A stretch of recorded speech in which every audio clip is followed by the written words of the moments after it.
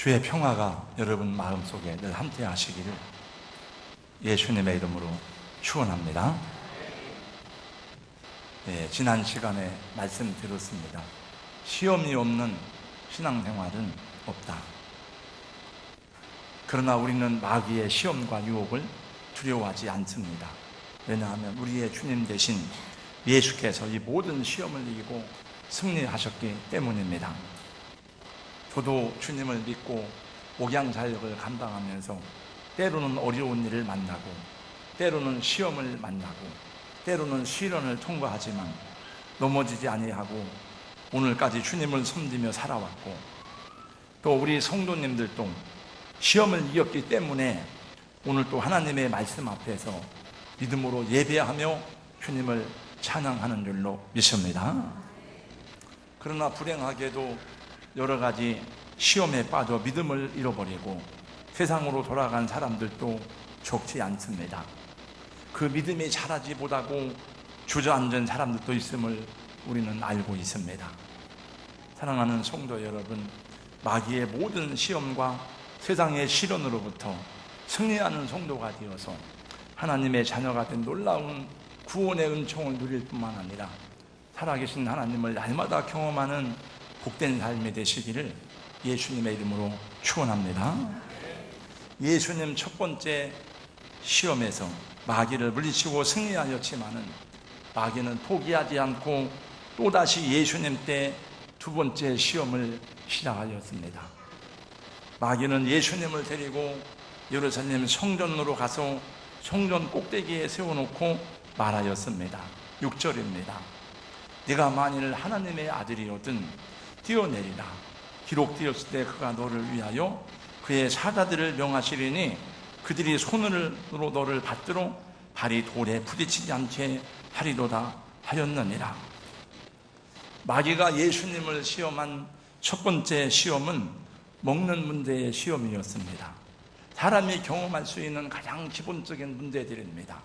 물질의 문제, 육체의 문제를 가지고 시험하였으나 실패하였습니다. 그러자 이제 두 번째 시험은 안목의 정욕에 대한 시험입니다. 요한일서 2장 말씀에 보니까 우리 세 가지가 있는데 육신의 정욕과 안목의 정욕과 이생의 자랑이라고 하였는데, 그것은 아담과 하와가 실패한 그런 아담과 하와를 넘어뜨린 미혹이었습니다.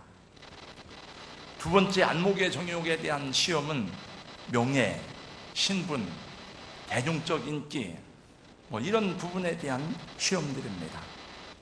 사탄이 이번에는 말씀을 가지고 찾아왔어요. 기록되었으되, 구약 성경의 말씀을 말하는 거거든요.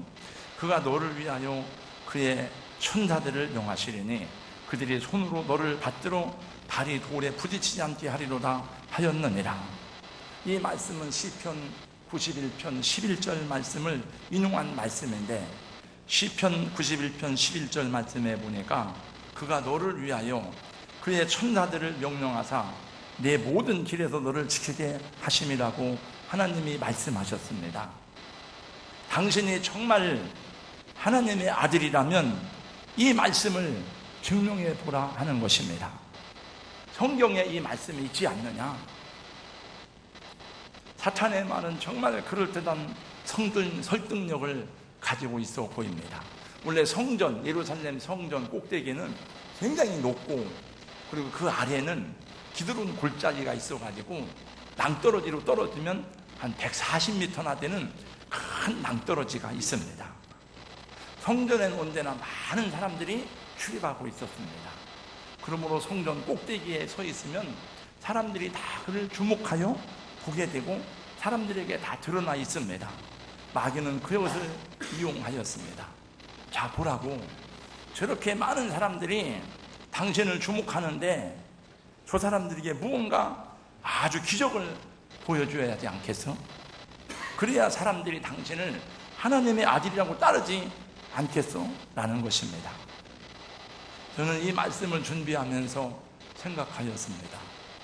만일 내가 이런 유혹을 받고 있다면 내가 어떻게 반응할까? 내가 그것을 할 수 있는 능력이 있는데 이런 유혹이 왔다면은 저는 그렇게 쉽게 이 유혹을 떨쳐버리기가 어려웠을 것이라고 생각이 돼요.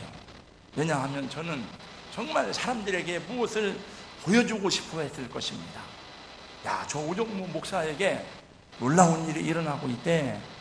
야, 이 저 동산교회에서 무슨 일이 일어나고 있는지 알아? 막 기적이 일어나고 있다네. 사람들이 막 우리 교회로 몰려올 것입니다. 얼마나 많은 사람들이 저 오정무 목사에게 관심을 집중하겠습니까? 야, 거기 가보자. 거기를 가야 돼.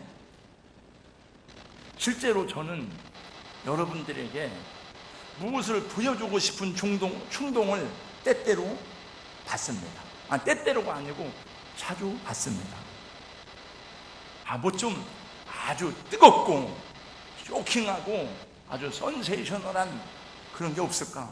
그래서 잠자는 성도, 게으른 말 안 듣는 순종하지 않는 저분들이 막 놀래가지고 그래서 그런 게 없을까? 이런 생각도 해보는데 왜 나한테 이런 일이 일어나지 않는 거야? 라고 답답하게 생각할 때도 있습니다. 그러니까 마귀가 만약에 내가 이런 능력을 행할 수 있는 힘이 있는데 이런 유혹을 가지고 왔다면은 저는 아마도 어떤 반응을 했을지 잘 모르겠어요. 실제로 이단이 아니지만은 기독교회 안에서도 이런 일을 의도적으로 만들어내거나 사람들의 관심을 집중하기 위해서, 사람들을 모으기 위해서 이상한 방법들을 쓰려고 애쓰는 일을 저는 알고 있고, 또 그것이 성공하는 것처럼 보이는 일이 있기도 합니다. 최근에도 요 근처에 어떤 교회에서 하늘에 막 성전에서 금가루가 쏟아진다 그래가지고 사람들이 많이 거기에 몰려들었던 그런 얘기를 여러분도 알고 있을 것입니다. 그러나 그가 진실한 하나님의 사람이라면 그렇게 하지 않을 것입니다.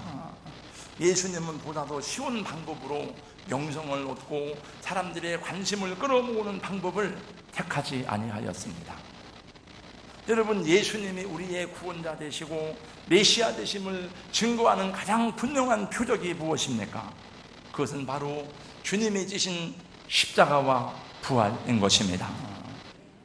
마태복음 12장 말씀에 보니까 바리새인들과 서기관들이 예수께 나와서 표적 보여주시기를 요구했습니다. 그때 주님이 이렇게 대답하십니다. 악하고 음란한 세대가 표적을 구하나 선지자 요나의 표적밖에는 보일 표적이 없느니라 말씀하시면서 그 다음에 예수님이 설명을 하는데, 선지자 요나의 표적은 바로 요나가 밤낮 3일 동안 물고기 뱃속에 있었던 것처럼 인자도 밤낮 사흘 동안 땅속에 있으리라고 말씀하셨습니다. 그러면 그게 무엇입니까? 주님이 십자가를 지시고 그리고 이제 죽음에 이르게 되는 것을 말씀해 주신 것입니다. 사랑하는 성도 여러분, 우리 삶의 목적은 나의 명예와 인기와 이런 것을 위한 것이 아닙니다.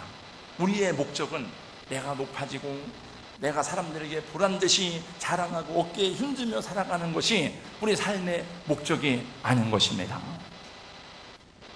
아멘을 안 하는 걸 보니까 여러분은 여전히 주여 주여 하면서도 여러분 자신 인생의 주인 되기를 소원하는 그런 사람들인 것을 다 속이 보입니다. 사랑하는 국민 여러분, 여러분 아멘 안 하잖아요. 다 주님은 말씀하셨어요. 너희가 먹든지 마시든지 무엇을 하든지 다 하나님의 영광을 위하여 하라.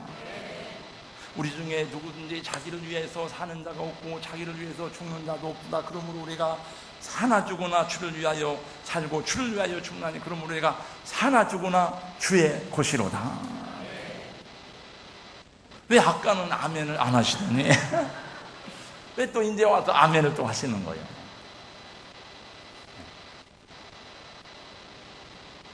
따라서 하겠습니다. 우리가 살아도, 거기서부터 시작. 우리가 살아도 주를 위하여 살고 죽어도 주를 위하여 죽나니 그러므로 사나 죽으나 우리가 주의 것이로다. 아멘. 저 어제도 어떤 유명한 코리아나 호텔의 사장의 부인, 유명한 분이 부인이 한강에 추신한 기사를 보았습니다. 유명한 사람들이 자살한 내용이 많습니다. 사람들이 여전히 넘어지고 쓰러지고 세상에 속고 사탄에 속임당하며 사는 이유는 자기 자신에게 인생의 초점이 맞추어져 있기 때문에 그래요. 하나님의 나라, 하나님의 의가 아니라 다 자기에게 맞추어져 있어요. 내 이름이 올라가야 되고 나의 명예가 드러나야 되고 나의 인기, 내 성공의 가치를 부여하고자 하기 때문에 결국은 성공 같지만은 그게 실패해요. 여러분, 사람들이 가장 민감하고 가장 큰 가치를 부여하고 가장 좋아하고 사랑하는 것이 뭘까요? 사람들은 무엇에 가장 큰 가치를 부여하고 그리고 거기에 관심을 가지고 거기에 대해서 사랑하고 애정을 가질까? 뭘까요? 뭐요?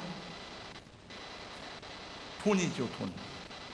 첫째가 돈입니다. 그리고 그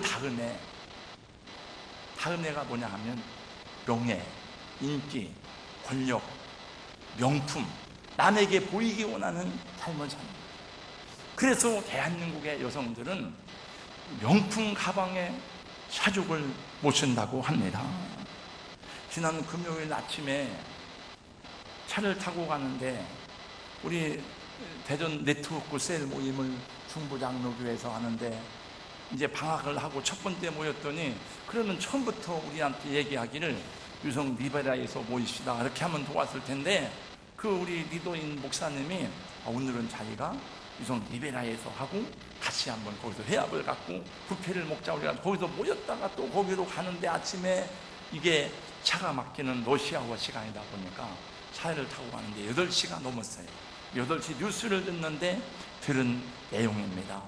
지금도 의사, 변호사 그리고 비행기 기장을 사칭한 사기꾼들에게 걸려들어서 수억 대를 사기당하고 몸을 주고 물질을 주어서 인생을 망친 여성들이 많이 있다는 거예요.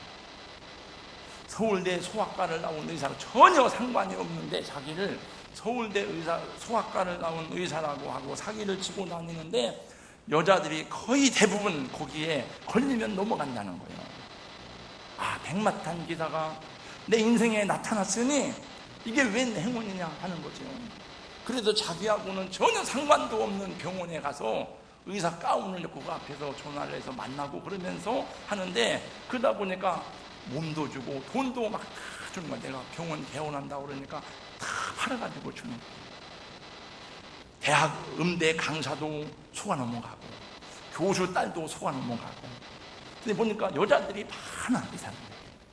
근데 심리학적으로 얘기를 하는데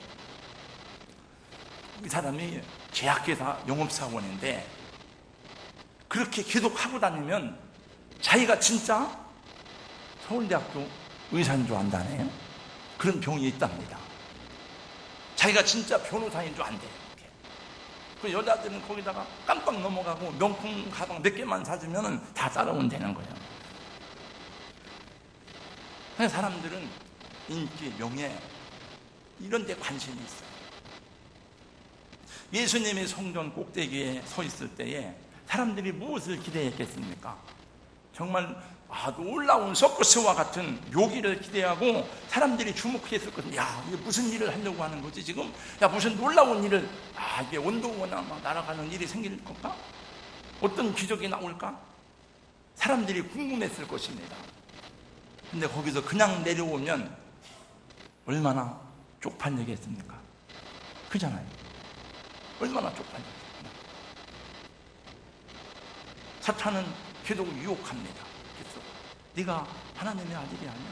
사람들이 주목하는 게 보이지 않아? 하나님의 아들 된 증거를 보이라고. 성경에 기록됐잖아. 너를 위해서 천사들을 명하시리니 그들이 손으로 너를 받들어 발이 돌에 부딪히지 않게 하리라고 했잖아. 이거네요. 그때 주님 마귀를 꾸짖으시면서 말씀하셨습니다. 기록되었으되 주 너의 하나님을 시험하지 말라 하셨느니라. 할렐루야. 한번 저를 따라서 하세요. 하나님을 시험하면 안 됩니다. 신명기 말씀이에요. 예수님이 인용한 것은 신명기 말씀이거든요. 사랑하는 성도 여러분, 하나님을 시험하지 않기를 주님의 이름으로 권면합니다.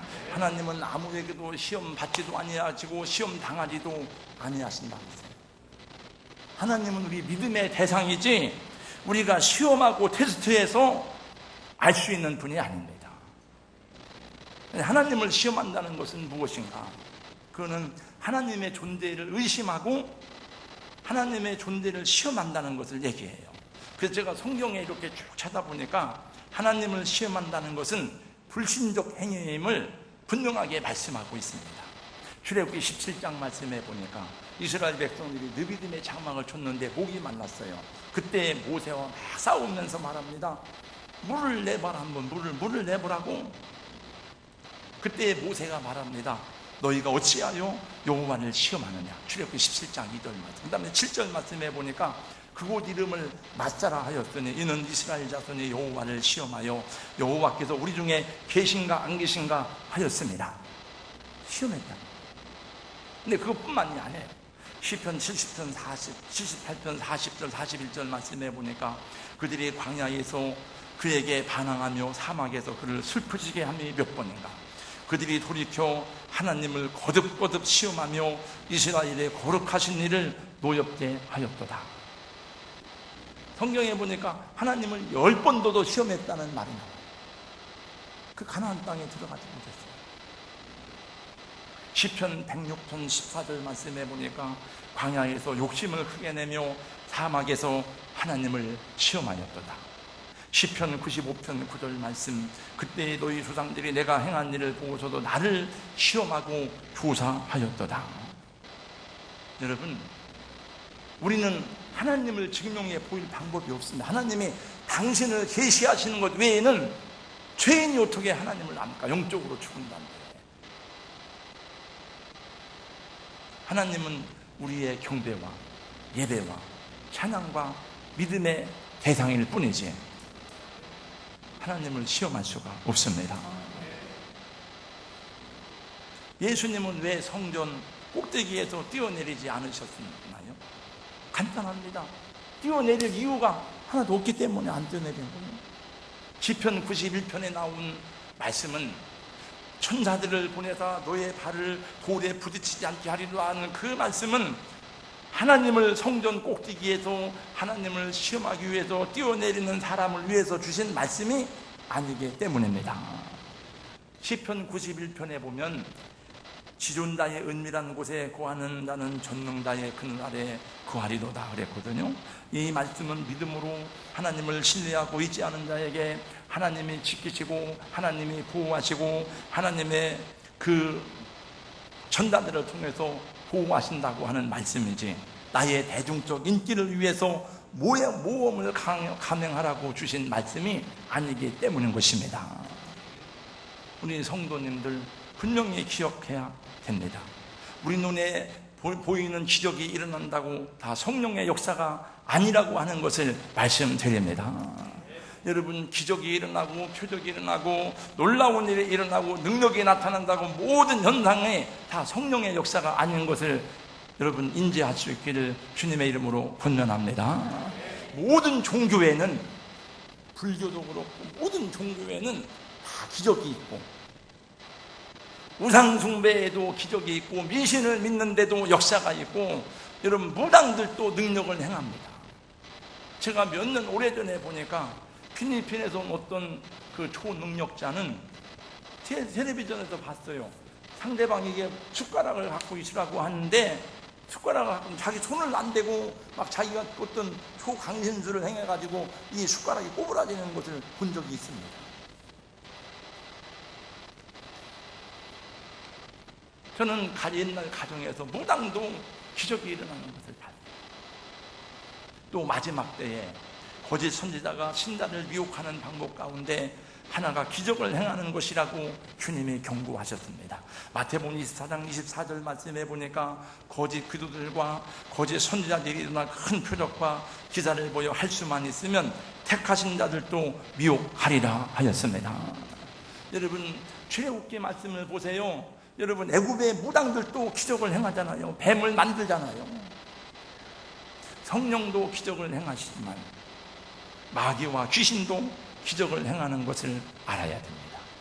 그러므로 눈에 보이는 현상을 따라가면 안 되는 것입니다. 어지럽고 혼란스러운 때일수록 하나님의 말씀을 믿고 따라가는 성도가 되기를 주님의 이름으로 축복합니다. 진실한 신자는 하나님을 시험하지 않습니다. 다만 그분을 신뢰하고 그분을 예배하고 그분을 믿고 약속을 믿고 하루하루 감사하며 순종하며 나아갈 뿐입니다. 그렇게 사노라면 하나님이 필요할 때에 필요한 곳에서 기적을 경험하게 하실 것입니다. 하나님이 낫게 해야 될 때는 낫게 하실 것입니다. 하나님이 천사들을 보내서 초자연 방법으로 여러분을 건지시려고 할 때는 건지실 것입니다. 여러분 잘 모를 거예요. 아마 여러분이 모르는 사이에도 하나님이 여러분을 죽음에서 건진 일들이 많이 있을 겁니다. 아는 것도 있고 모르는 것도 있어요. 우리 장로님 한 분도 지난 일을 하는데 그 HBM이 막 쓰러지는데 어깨를 쳐가지고 이렇게 5cm만 10cm만 왼쪽으로 오면 그냥 몸이 부서집니다.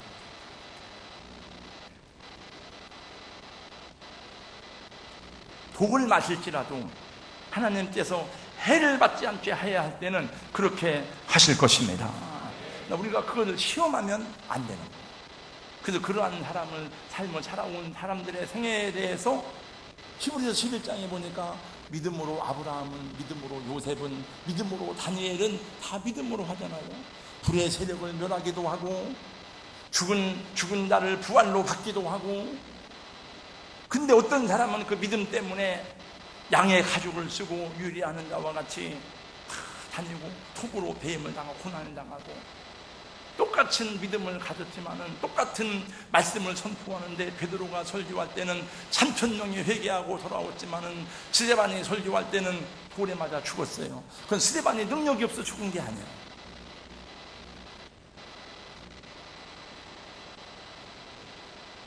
그 사람들이 바로 아브라함이고 다니엘이고 바울 사도이고 주님의 제자인 것입니다. 그리고 바로 이 성경한테 그 생각이 났다. 복면가왕이라는 그 프로를 저는 얼마 전에 알았어요. 그 전부터 그 얘기는 들었는데 봤어요. 좀 재미가 있더라고. 복면가왕. 복면을 쓰고 와서 노래를 부르고 가면을 쓰고. 근데 그 사람을 맞춰내는 거잖아요. 그래가지고 그 사람이 이제 그 가면을 벗을 때 그러더라고요.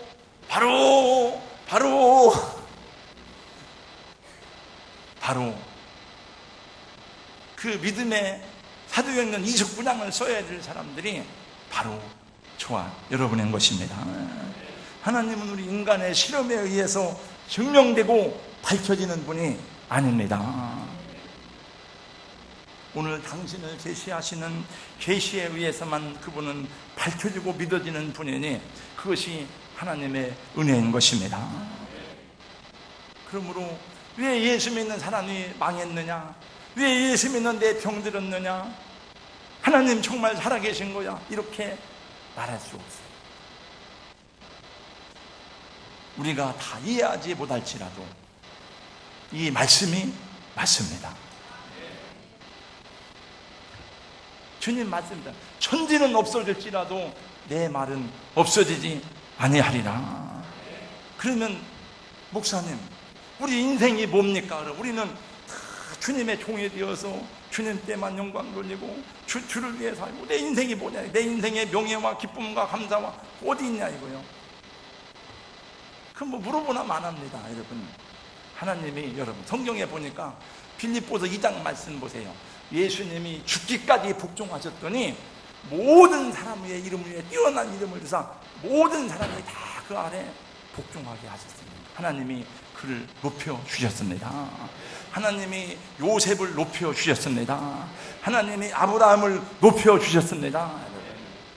예수님 안에 행복과 명예와 존귀와 부가 있고 영생이 있는 것입니다. 여러분, 부모님이 내가 돈 벌어서 부모님 갖다 주면 부모님 혼자 다 잘 먹고 혼자 배불리 먹고 그러겠어요? 예수님은 얼마나 여러분을 사랑하는지 자기를 죽기까지 내어주셨습니다. 주님 안에 모든 것이 다 있습니다. 그러므로 주님이 없는 사람은 성령 같으나 실패이고 영생이 없습니다.